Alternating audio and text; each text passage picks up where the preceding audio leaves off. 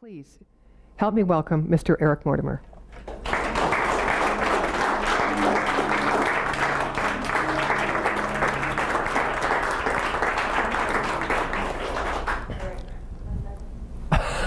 That was interesting. Thank you. Ooh, I felt I was just, oh.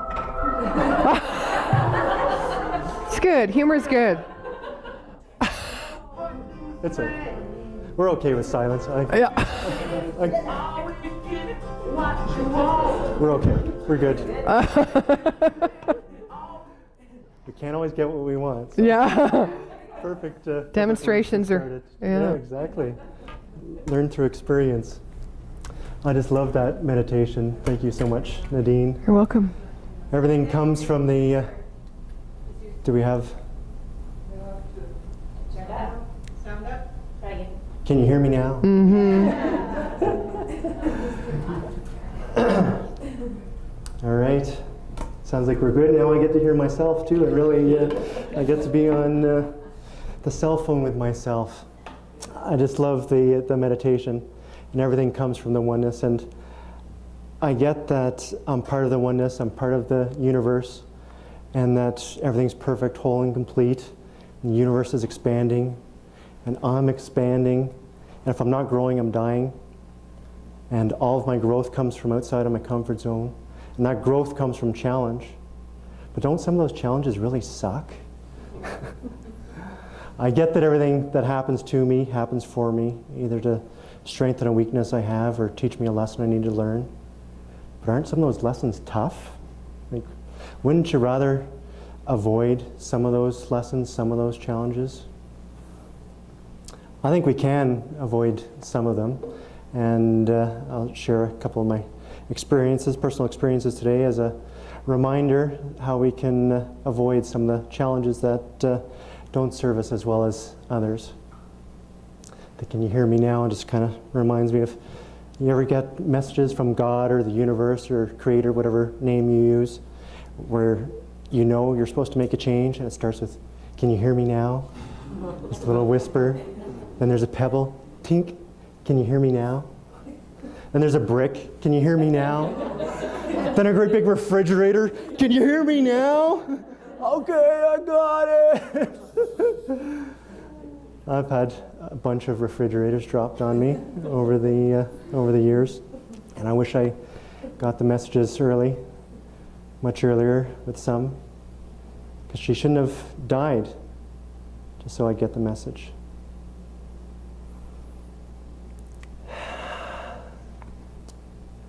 I often talk about the three poisons that prevent us from having a full, purposeful life: fear, doubt, and distraction. And distraction's a big one for us these days with Facebook, Twitter, and YouTube, and everything else. Or watching a video of a duck befriending a hippo while you're driving down the Deerfoot, putting on your mascara. And death by 1,000 distractions. And we can't hear the messages when we have all these distractions, or feel them, or whatever we're doing, however you pick them up. One distraction that's got me over the years is less obvious one. It's my comfort zone. Being trapped inside my comfort zone is my biggest distraction. And not speaking up when there's something that might rock that comfort as well. Thinking about 22 years ago, I was living in Toronto briefly, and my goal was to get out of there within the year. Toronto really wasn't for me, and I just knew I wanted to get out of there. And I had my goal within 3 months. They wanted to transfer me out to Calgary. Woohoo! Awesome, away from Toronto. One problem, I had a girlfriend in Ottawa, and didn't talk to her about it, but that was actually one of those comfort zones that I didn't address. I actually took the job in Ottawa thinking it might be easier to have that break up, because I didn't want to have the difficult conversation of leaving that good relationship. That word good just feels gross to me now. So I didn't have the conversation initially, and now I'm moving to Calgary. She's not going to want to move to Calgary. This is going to be easy. She's going to end it, and it's going to be easy. So I had the conversation about me moving to Calgary, and never actually mentioned anything about her coming to Calgary or anything like that. And I thought, oh, it's going to work out.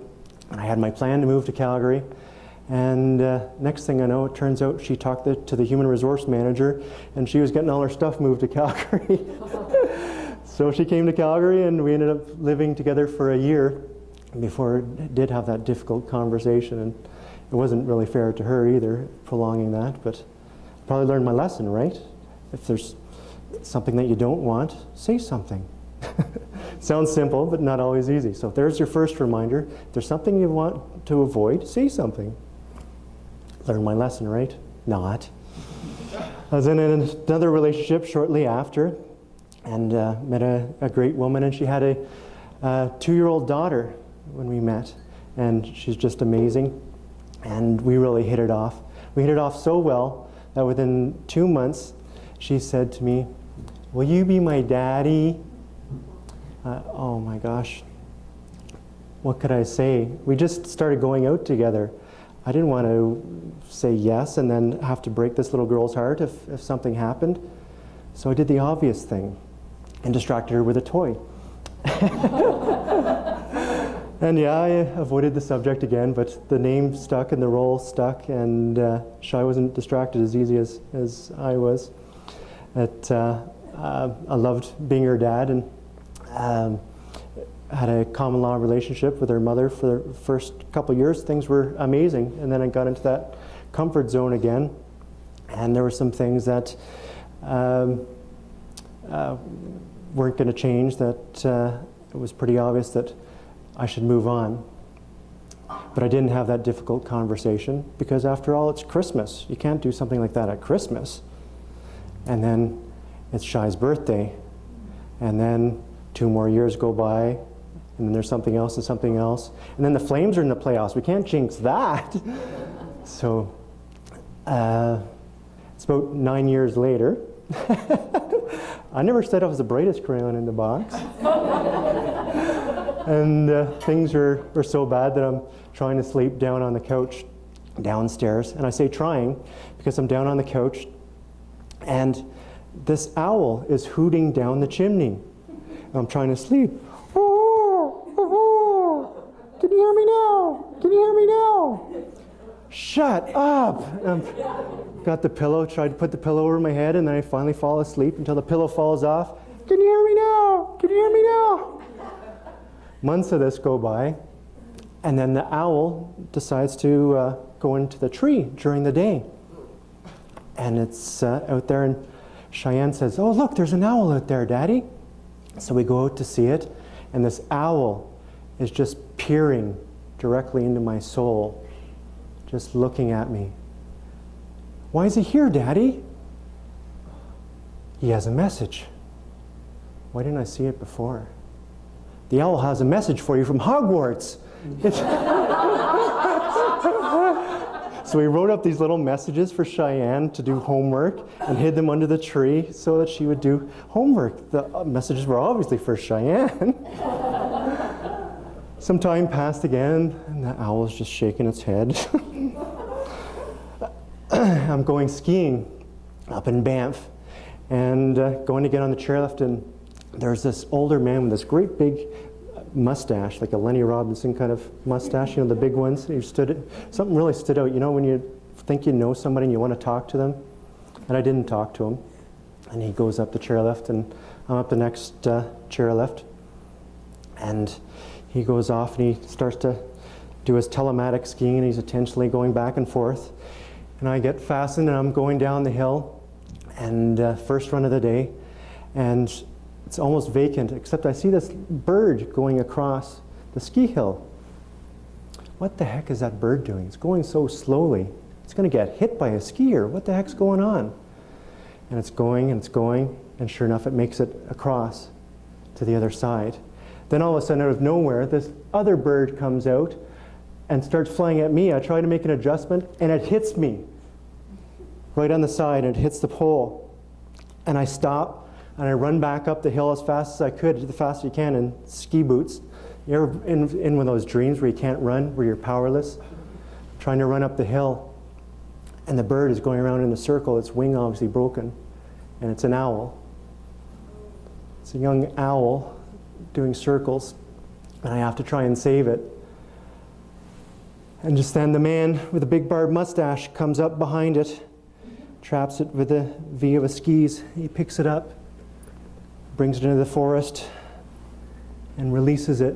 What are you doing? We got to bring it to a sanctuary or something. And he looks at me. I've been skiing these hills for over 40 years. My job is to look after nature and the animals here. And I've never seen anything like that in my life. You must be a very special man. That owl had a very important message for you. And it must be an urgent message too, because owls don't normally come out during the day like that. I put my skis on. I tell you, I didn't feel very freaking special going down that hill. I know exactly what the message was. Death. I knew that relationship had to end, that I had to move on to my path. And I committed that no more animals were going to be harmed in the shooting of my movie. I talked to different native elders and looked up in books and that kind of thing what the owl symbolized, and of course there's wisdom, but yes, death. Ended the relationship as well as could after almost 10 years, and continued the relationship with Cheyenne. There was no reason for that relationship to end. Yeah, no more animals are going to be harmed in the shooting of my movie. I was thinking about this and how that animal gave its life for me. I thought, maybe it wasn't just for me. Maybe it's for you for this moment as well. To make space in your life. I always say that going to church doesn't make you spiritual any more than standing in a garage makes you a car. So now in your mind, just think of something that's happening in your life that would be better to end to make space for something new. It could be in your health, in your finances, relationships, spirituality, habits, distractions. And just find a partner and just take 1 minute each and just share something that you're going to end to make new space. So do that now. In 1 minute. In 1 minute, Yeah. each.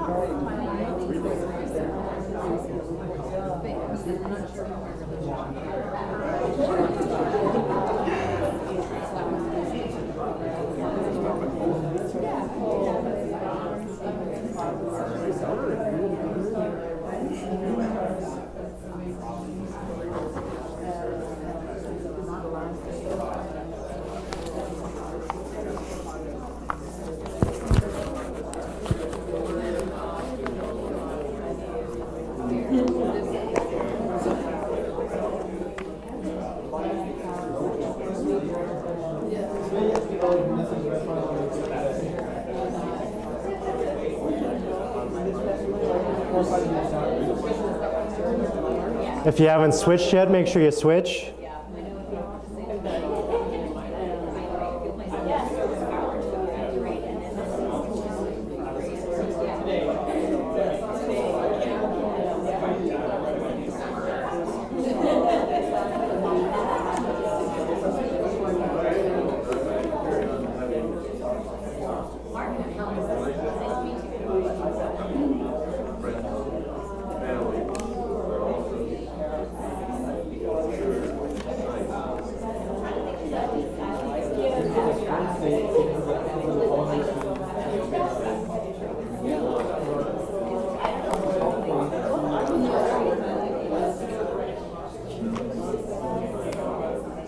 Finishing up.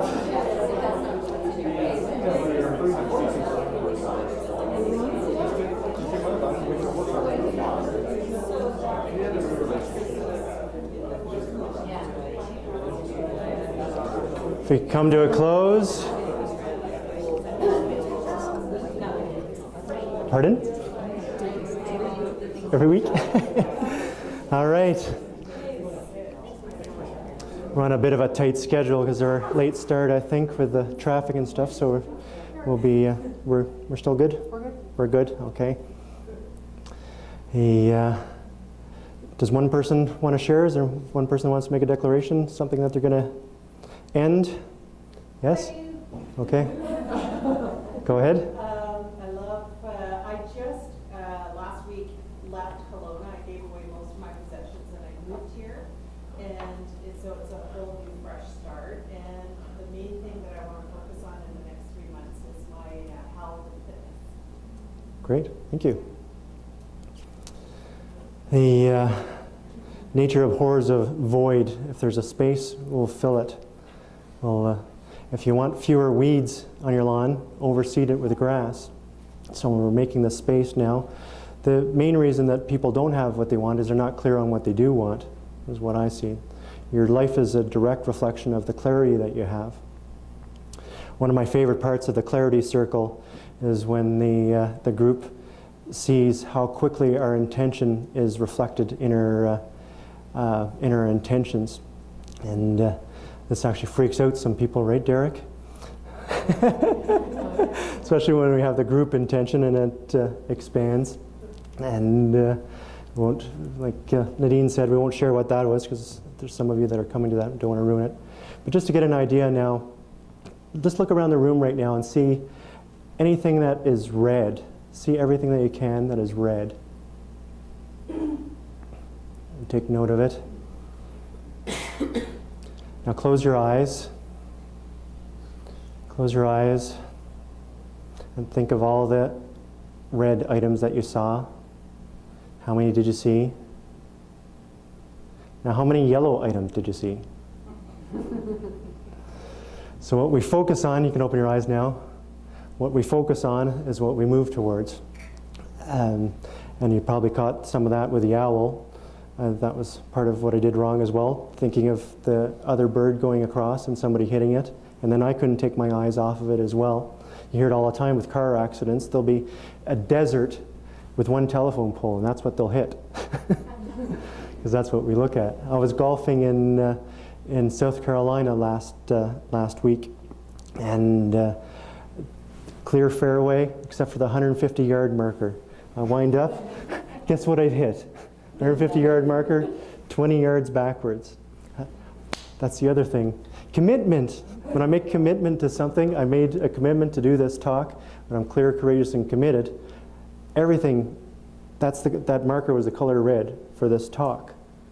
I can use that for the talk. So it's your fault that I missed that shot.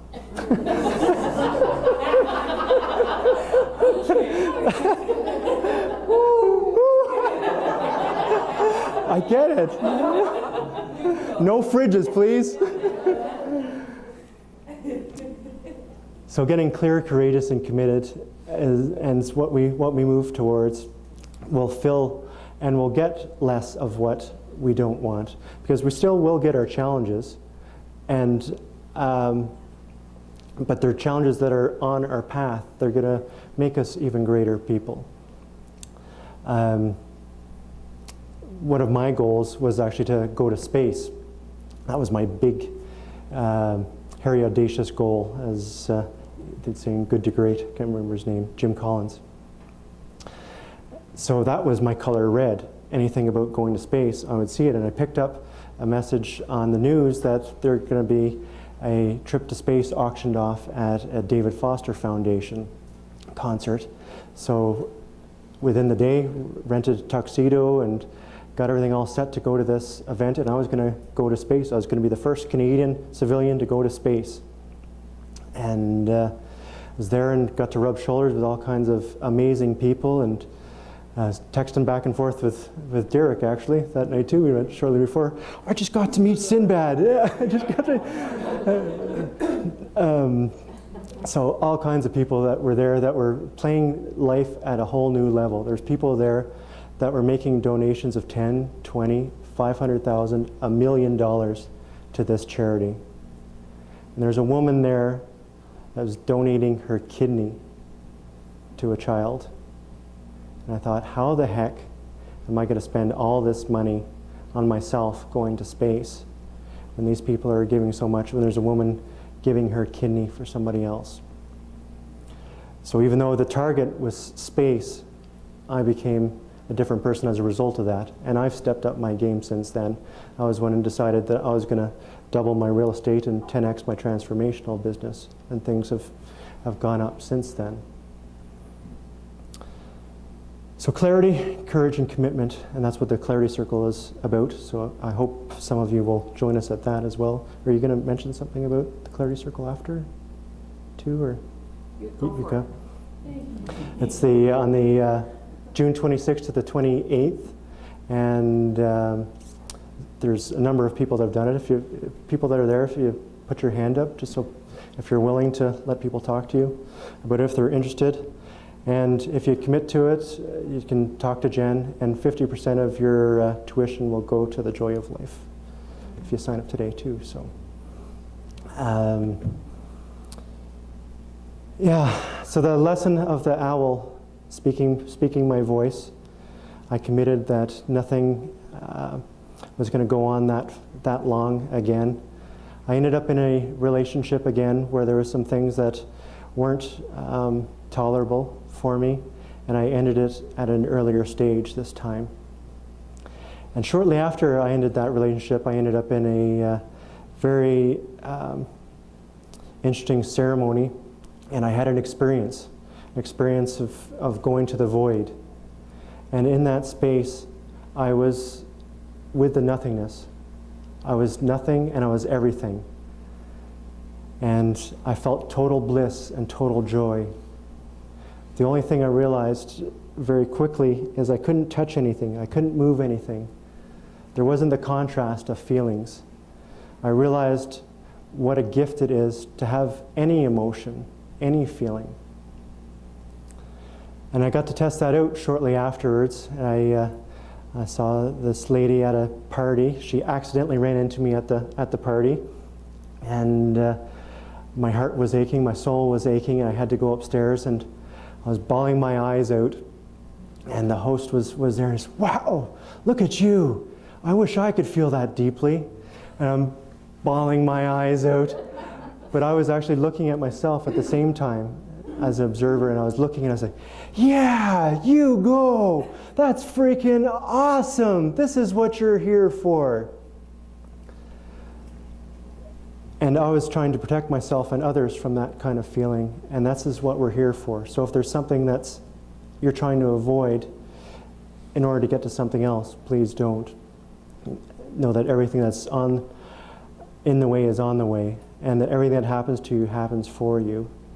And the only way ultimately of avoiding getting some things that you don't want is to be in one of the boxes downstairs probably. And even then we're not sure.